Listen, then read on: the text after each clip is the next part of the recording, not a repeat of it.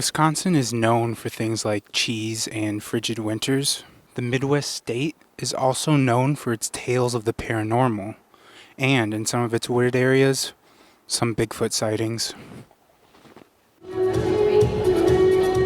American Ghost Walks held their annual Paranormal Conference in Milwaukee.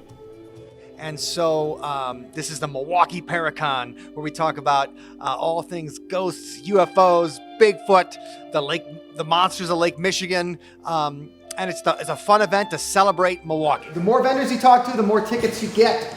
And so we'll keep A local Milwaukee writer founded Paracon in 2015 to bring together the community of people interested in history, folklore, and legends. Because this is kind of a forum where people can talk about these mysterious topics and they don't need to worry about being ridiculed or made fun of. And it's just kind of a fun chance to hear some of these stories. And this is a picture of me on stage.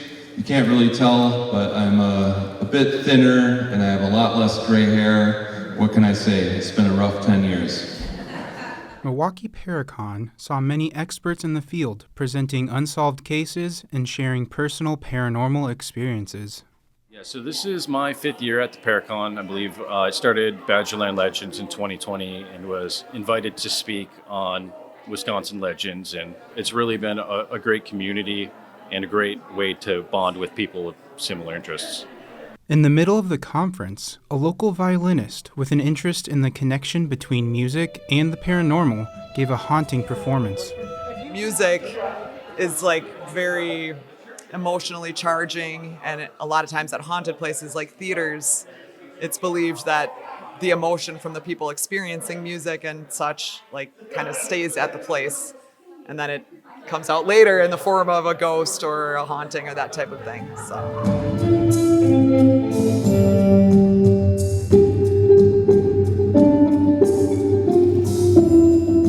Paracon was one of the last events held at the Irish Cultural and Heritage Center before the historic building closed.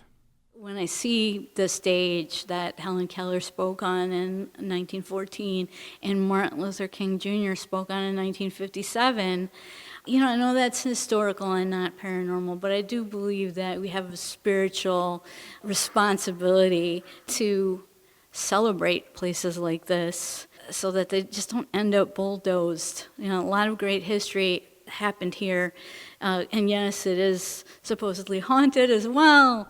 Presenters, attendees, and vendors at Paracon had differing opinions on whether the paranormal presents itself as malevolent or harmless. However, the majority believe spirits need to be heard and the stories of the unexplainable need to be shared. Paranormal is not a scary thing. Yes, it can be scary if you don't know what is happening around you. You live with it and you don't know what's happening. That spirit's there for a reason, and until that story is told, they're going to stay there. So we want people to understand the paranormal isn't that scary. It's not what you see on TV. It's not what you see in the movies.